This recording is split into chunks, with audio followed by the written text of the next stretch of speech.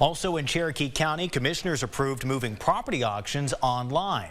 Now, previously, sales of tax delinquent properties were handled in person at the Cherokee County Courthouse. County commissioners say online auctions will help reach more potential buyers and make this process more efficient.